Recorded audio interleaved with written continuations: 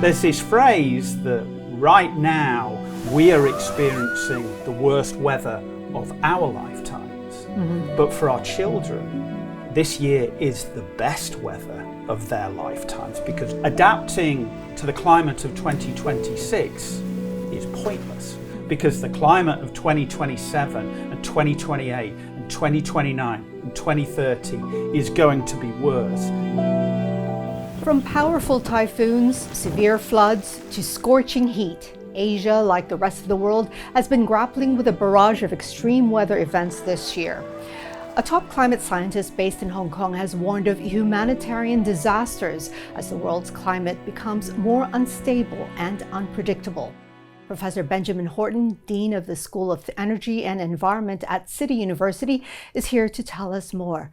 Professor Horton, welcome and thank you for joining us. Given recent weather events, including the typhoon we just had, which brought heavy floods in some areas and record high heat in places like Hong Kong, how would you describe where we are in terms of the state of the world's climate? Simply put, we're not in a very good place right now. The projections that had been made on climate as long back as the 1990s are now playing out the world over. It's playing out at home here in Hong Kong with the record-breaking heat. I mean, record-breaking. You know, people in Hong Kong experience the highest temperatures that anyone that has ever lived in this city has experienced. It was unprecedented, and that's really shocking. You only need to move to Shanghai and they had record-breaking flooding. You can go to the United States, they have in July, the warmest July since records began. You can go to Europe and countless cities have had heat waves of record-breaking temperatures, record-breaking wildfires, record-breaking droughts. So the projections that we made many decades ago, that if you continue to put greenhouse gases in the atmosphere, that would raise global temperatures in the atmospheres and the ocean, and that would cause the extremes that are hurting people around the world. So it seems like it's almost nowhere in the world where you cannot escape what's happening. Yes, I think, in decades in the past, it was about projections. And then maybe there was a small minority of people. But I perceive by the end of 2026, if you did a survey, you would find that maybe 2/3 or greater of the population of the entire planet, of the 8 billion or so people, will have experienced, or their loved ones will have experienced, a climate extreme.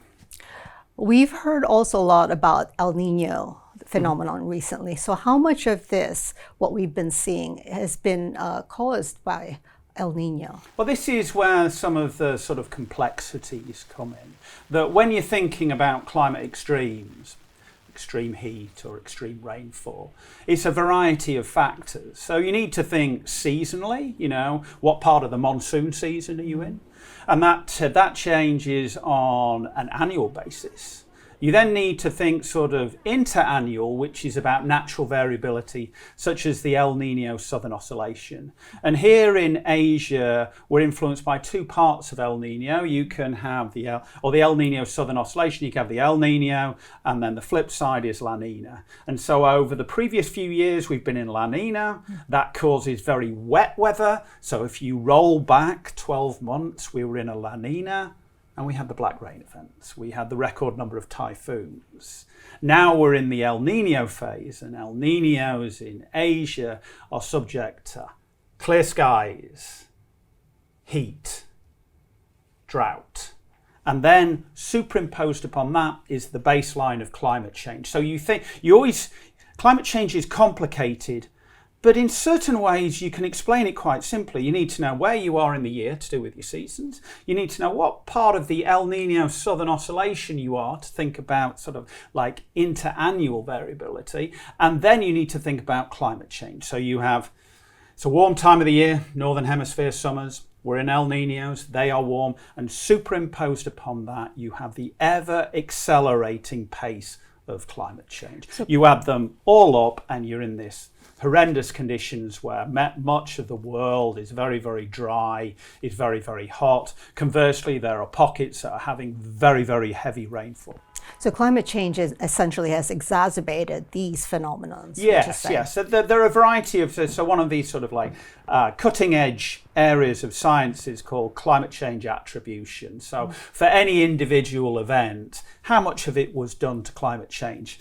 I indeed, maybe about 10 years ago, did some of the pioneering studies on looking at tropical cyclones and saying, well, how likely was it with or without climate change? What we see now is the events would have been impossible without climate change. So you've actually said that these things are not short-term weather anomalies. So what are they then? What would you say? Well, I mean, I think one of the sort of communication angles that is really important is no matter how much we wish or we want, climate change follows physics, and we're not going to go back to the stable climates that we were used to 10, 20, 30 years ago. When you speak to senior citizens, the climates that they grew up in are not going to happen until we repair climate.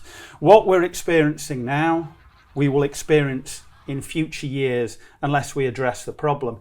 The other point to raise, a lot of people I've heard talking about, we just need to adapt to it.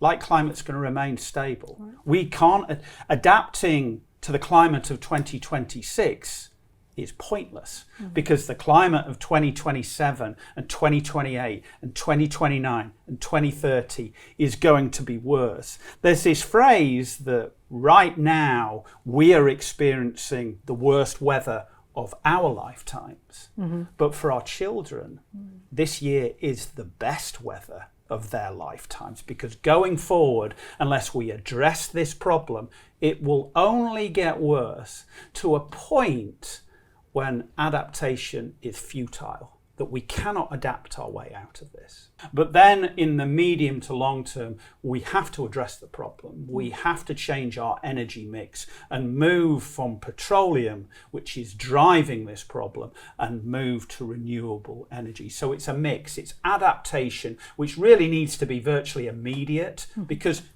we don't want to see people suffering. And then we also want to make sure we have a prosperous economy. And I think it's now quite clear that if you don't stabilise climate, there's going to be an increasing impact on the economy. We need to protect and preserve our natural ecosystems because we're aware of their importance as capital for society, but then we need to mitigate, i.e. reduce and remove the problem, which is greenhouse gas emissions. There is also, it's very easy to just kind of throw up your hands and just kind of say, this is too big of a problem to tackle. It's, you just listed what needs to be done. How do you answer to that then? Well, in some cases, I think that's what deniers or people who have vested interest in the petroleum industry want us to do.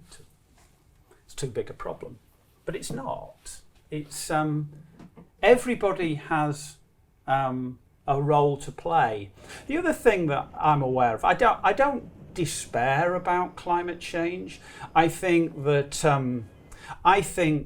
today, in August 2026, we're very fortunate. We know more about how the natural world, the Earth, works than at any point in the Earth's history. We know exactly what happens if you increase greenhouse gas emissions and how it impacts every single one of the 8 billion people on the planet. The second aspect is that we also know exactly what the solutions are. If we're thinking about energy, we have the alternative in renewable. And then someone could say, well, isn't it more expensive? No, it's not. Well, China's showing the way that actually it does work. Oh, yes. I mean, one of the amazing things here is just the technology and the emphasis on green tech and trying to stabilize the environment. So I don't have despair because I think we know more about the problem. We know the solutions. What I suffer from in some ways is frustration. When you know the problem and you know the solution and we're not able to do it, because of the influence of a very, very small number of people. What is the worst case scenario then, if we don't take action now? And how soon are we looking at? So I don't, that's quite a hard subject for me to think about because I know about it. So my sort of classic training is that I'm a geologist. It's how I sort of got into this, was to look at the history of the Earth in the past. And then to say, well, what was it like in the past and how does it compare to the present?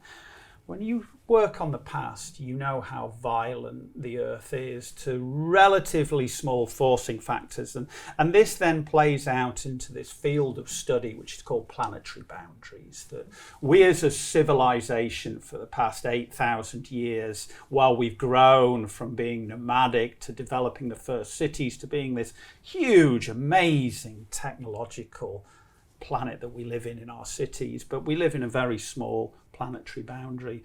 The problem is if you go beyond that and then stay beyond that, civilizations don't exist. And there are some horrific sort of think tanks that have looked into this. It can't be a very pleasurable job. It's just thinking about what percentage of the world's population can the Earth support when you go above those planetary boundaries. And we've seen reports that the Earth can only support maybe 3 billion people.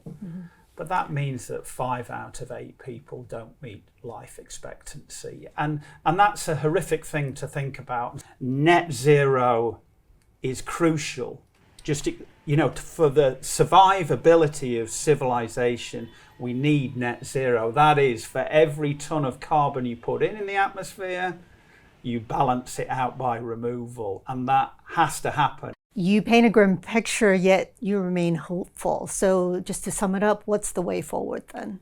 Well, the way forward, again, you just break it up into sort of time horizons. In the short term, it's very much about education and awareness of the public to keep them safe and secure, and that they're, when a heat wave happens, that you're aware that you need to keep yourself out of the hottest parts of the day.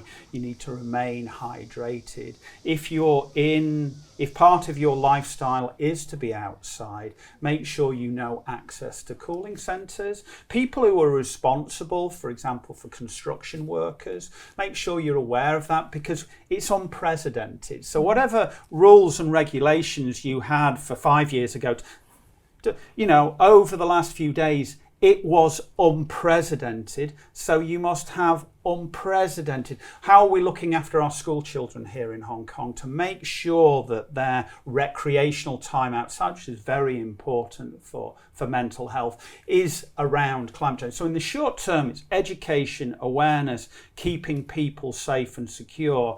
In the medium term, it's adapting. We know how to theoretically cool Hong Kong.